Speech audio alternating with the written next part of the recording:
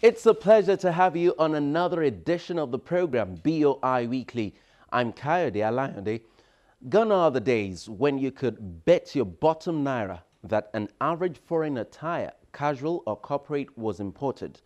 This is because machinery and competence required to produce such wares locally were not commonplace. Nowadays, the story is totally different.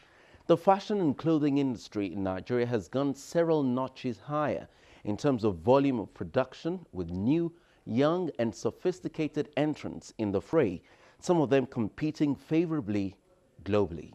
Today on the show, we'll bring you one of such companies, Pride Ltd, a subsidiary of Rootstar Ltd, an indigenous company that produces all sorts of fabrics for t-shirts, mattress tape edges, adult wears, underwears, corporate uniforms, shopping bags, including other services like heat transfer, monogramming, screen printing, and garment labeling.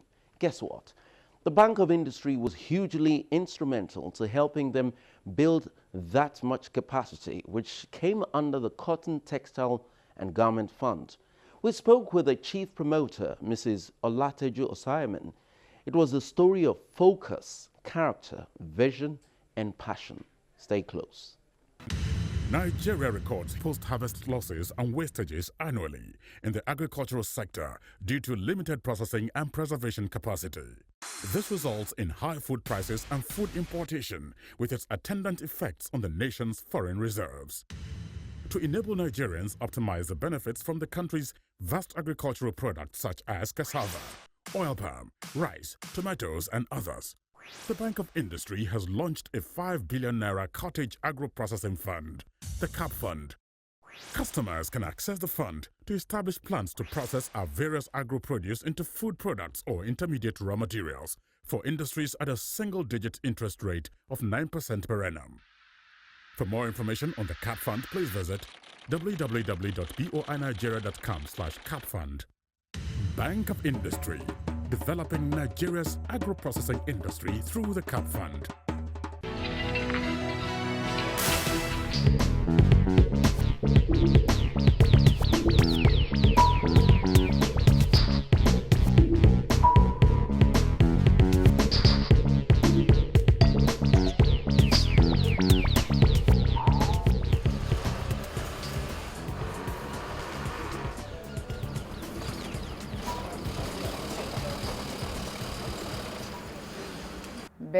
Pride Ltd is a garment manufacturer.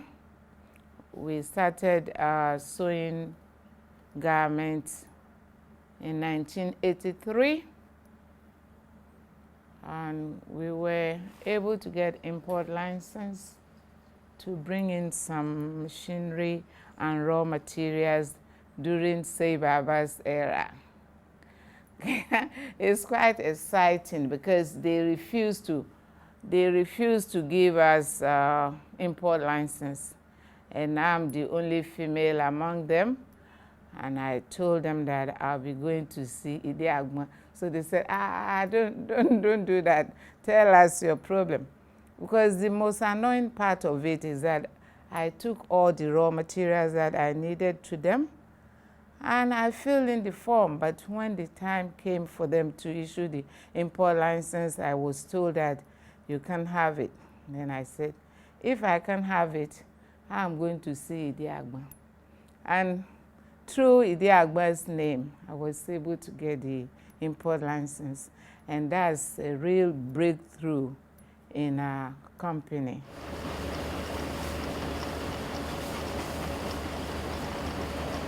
What is the difference between Rootstar and Pride? Pride is the main company, and Rootstar, they make mattress tapes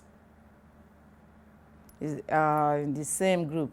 And I'll tell you the reason why that one is called Rootstar, just to differentiate manufacturing of narrow fabrics from sewing of assorted garments.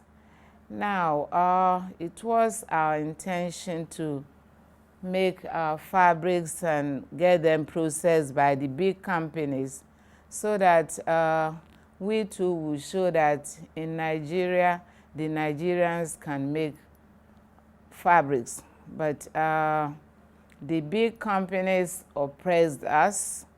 So it's quite interesting. So we thought about plan B, because after knitting the fabrics, we have to send it for processing. And it's very expensive to set up processing plant. So we send the nylon fabrics for the baby panties to the big companies, I don't want to mention them, and they were charging us the amount that was really high. So it pays to import the fabric instead of making them here. And we decided to change to making mosquito nets, and then started making these narrow fabrics for mattresses, because you don't need to process them, but you have to print the name of the customers on them. So this is why we set up Rootstar, so that we know what is going on at that sector. So Rootstar is mainly for making mattress tips. Now, you mentioned that at the time you started this business, that was in the 80s, yeah, the difference between the dollar and the naira wasn't that much. Can you compare doing business now as opposed to how it was back then? Yeah, during that time, I think these foreigners do give Nigerians credit, 30 days credit when you import milk, sugar, and so on. But our people abused the privilege. This is why we are in the mess we are in now, you know. In everything, you have to be honest. This is the main problem. People were bringing in milk, whatever you bring in, after 30 days, if you pay the money, you get another order. But, you know, the Nigeria factor at times.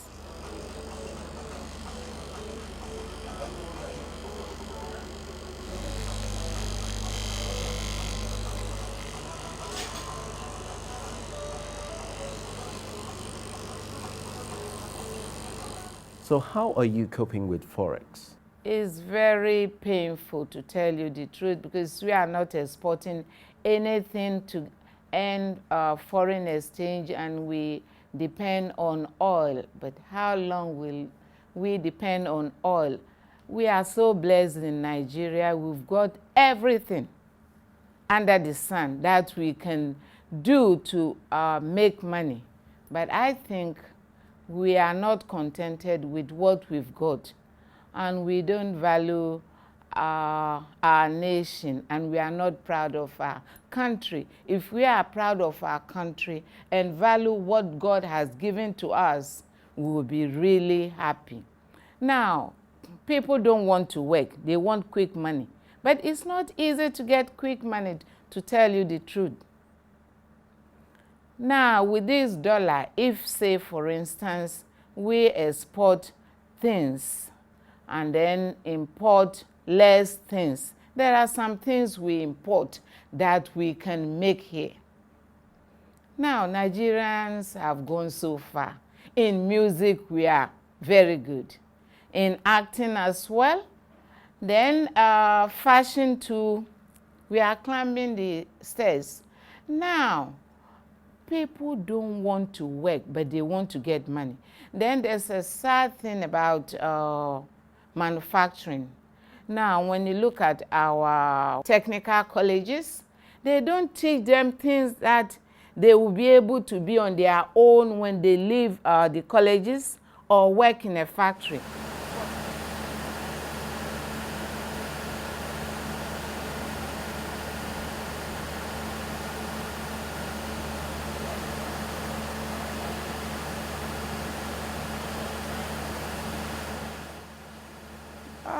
Things were much easier. You can go to the black market and buy dollar. So it wasn't difficult, but the rate is so high now that it doesn't encourage you to import things. But we still need raw materials because there are some raw materials we don't make here. So, but with the look of things, maybe some Nigerians are very smart. They will make some raw materials that some factories will use. You'll be amazed. You just give them time. Our people are very smart. Now, we thank God that BOI has given us loan, and that's really helping us because we've started making caps. You can see them over there. And we bought the machines from South Korea. They are the #1 country making hat machines. And then you went to the monogram section, the embroidery section. We got the machine from South Korea as well with BOI money. So we are really grateful to BOI. And what they are doing about giving small-scale money to set up businesses too is very good, because the commercial banks will never give small-scale money, I tell you the truth. But we thank God for BOI. They are really working hard, and God will help them. And those who are jobless and so on will be able to get something to do.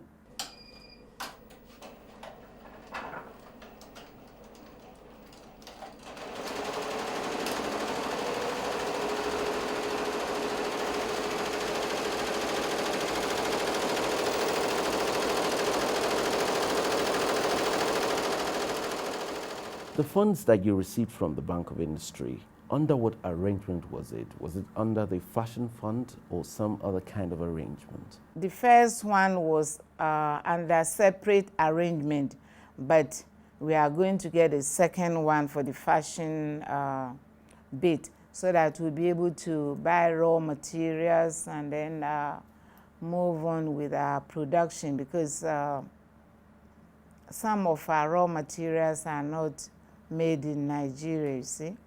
And we really need to get them from abroad. You can't make these caps without buying some of the components from abroad. But we can get the fabric here, but the bits and pieces to make it complete cap, you need to get them from China. Many of the people in the fashion industry have called for a production hub, whether the ones in the regions or a national location where people can go and produce en masse. Do you agree with them? Yeah, you know, considering that Nigeria is very big, I think we need it. And our people are really pulling their weight in fashion.